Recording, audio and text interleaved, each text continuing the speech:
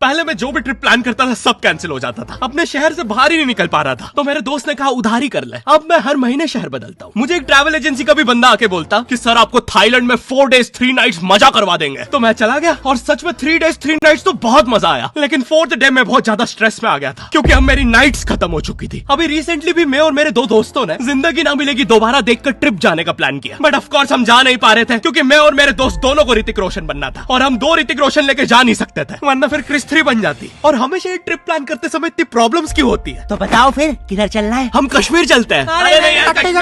हमें शिमला जाना चाहिए। मैं बोलता हूँ ओडिशा चलो। हम केरला जाएंगे, नेपाल, आगरा। एक सेकंड, क्या हमारे देश का बंटवारा भी ऐसे ही हुआ था? फिर स्कूल में दंगे हो गए। मैं बोलता हूँ गोवा चलते हैं। ओए मम्मी पापा कहाँ मानेंगे? क्या करना है गोवा में? दारू नशा। बेटा हम तो गरीब हैं। तो क्या नाचू? 2 वक्त की नंगी लड़कियाँ मिल जाए तो भला हो। तेरे मामा का लड़का दादी के पेशाब में डूब के मर गया था गोवा में। तो क्या नाचू? लाश देख के पता है तेरे मामा ने क्या किया था? ये दुनिया पीतल दी और मैं बेबी डॉल में सोने दी, ओ बेबी डॉल में सोने। स्कूल ट्रिप्स तो हमें कभी डिसाइड करने का मौका ही नहीं मिलता था। जहाँ टीचर्स जा रहे हैं वहीं हम जा रहे हैं। इस बार की स्कूल ट्रिप है जू। चुप, तो तुम बताओ किधर जाना है? कोई रास्ता याद भी रहता है? तुम्हें तो कोचिंग से घर भी मम्मी छोड़ने जाती है और तुम तो घर से बाहर निकलते से अपना घर भूल जाते हो। घर किधर है? देखा? अरे ये रहा तुम्हारा घर। पता नहीं लोग शीशे के घर क्यों बनवा लेते हैं और फिर दूसरों के घर में पत्थर भी मारते हैं। ओए बताओ यार फिर कहाँ चलना है? तुझे वो सीनियर्स के साथ रोड ट्रिप याद है? Cheers! अरे वैसे पापे वगैरह कहाँ हैं? कहीं दिख नहीं रहे। लगता है सीनियर्स पहुंच चुके हैं। और बहुत बेकार ट्रिप थी वो, पंचर कार। इस बार जहाँ भी जाएंगे ना ट्रेन से जाएंगे। तो मनाली चलते हैं ना सीनियर साथ। अरे वैसे पापे वगैरह कहाँ हैं? कहीं दिख नहीं रहे। लगता है सीनियर। अबे ट्रेन कैसे पंचर हो गई? और ट्रेन लेके हम रोड से क्यों जा रहे थे? मेरा स्कूल तो ट्रिप बोल के कहीं भी ले जाता था। अमीर बच्चे ट्रिप पे फॉरेन देखने जा रहे हैं, हम ट्रिप पे अमीर बच्चों के स्कूल देखने जा रहे हैं। कभी म्यूजियम ले जाके रैंडम चीजें दिखा रहे हैं। बच्चों यहाँ हुई थी सैनिकों की हिस्टोरिकल लड़ाई, लाखों जाने गई है यहाँ। और लेकिन यहाँ की हुई थी इतनी बड़ी हिस्टोरिकल लड़ाई? यहाँ तो पहले भी म्यूजियम ही था। हाँ बेटा, वो सैनिकों का स्कूल भी उन्हें ट्रिप पे म्यूजियम ले आया था। अमीर बच्चे ट्रिप पे 7 वंडर्स देख रहे हैं, हम भी 7 वंडर्स देख रहे हैं। फर्क बस इतना है वो असली वाले देख रहे हैं और हमें Sitaram water park. Water park Sitaram. हाँ, हमें यहाँ दिखा रहे हैं। ये पार्क का ताजमहल देख के ऐसा लगता है शाहजहां ने जिन मजदूरों के हाथ काट दिए थे उन्होंने इधर आके गुस्से में बनाया। दूसरे बच्चे आईफिल टावर के साथ ऐसे फोटो खिंचवा रहे हैं, हमारा वाला नॉर्मल भी हाथ में आ जा रहा है। इससे ज्यादा स्ट्रॉन्ग और सख्त तो बच्चों के टिफिन में जमी मैगी हो गई है। एक बच्चा तो मैगी और टिफिन में इतना कंफ्यूज हो गया उसने स्टील का टिफिन खा के मैगी के अंदर पैक कर दिया। साइड में रैंडम एनजीओ वाले घूम रहे हैं। सर बस 10 रुपए में इस बच्चे की जान बच सकती है। पहले तो ये कौन लेंडू बच्चा है जिसकी 10 रुपए के चक्कर में जान खतरे में गई है? नहीं सर, इस बच्चे को कैंसर है। ये वीडियो देखिए। माधव को कैंसर है, बेचारा। आप उसकी मदद कर सकते हैं सिर्फ 10। अरे नहीं, ऐड आ गया।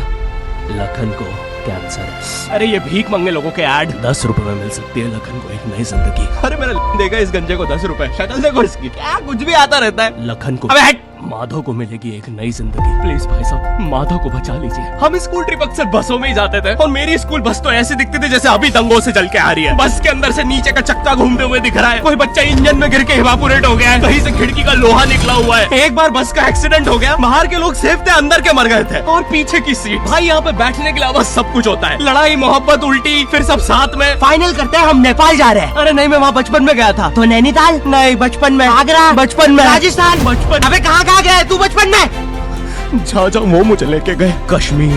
भागो, पुलिस आ रही है। राजस्थान। ले माँ बाप से बात कर। केरला। Hello mummy. बेटा अभी तो तू राजस्थान में था। मैं आज तक ट्रैवल ही तो कर रहा हूँ। चल चल चल, पुलिस आ रही है, निकलना है।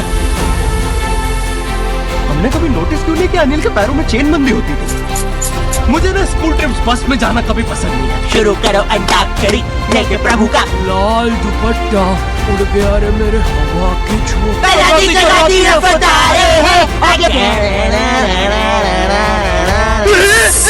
भागो, विक्की को सच में नाग देवता आ गए। वैसे तुम्हें पता है जहाँ स्कूल्स होते हैं वहाँ तुम गाड़ी 25 की स्पीड से ज्यादा तेज नहीं चला सकते। हाँ, ये रूल है सरकार का। मतलब तुम 25 पे चीपो बच्चे, वो मालिश के लाएगा। बच्चा बोलता है वाह भैया जी, एक बार।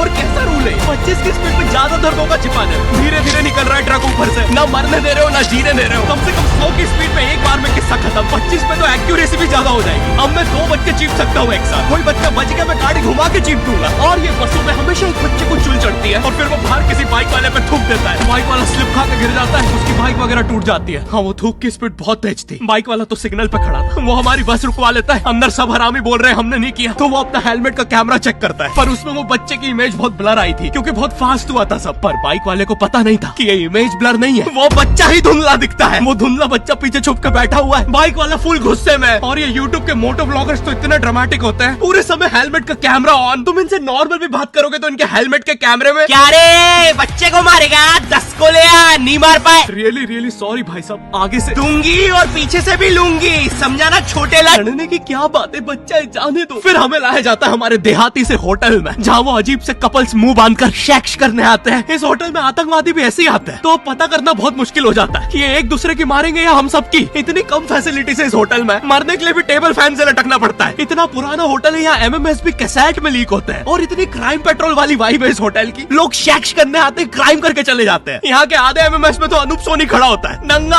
हाँ, वो MMS के कैमरा एंगल से क्राइम पेट्रोल चल रहा है ना, पंखे के ऊपर एक कैमरा, नंगा अनूप सोनी बोल रहा है सावधान रहे, सतर्क रहे। और इतने शेडी लोग चलाते हैं इन होटल्स को। क्यों बैठे हो, खाले बजाओ ताली।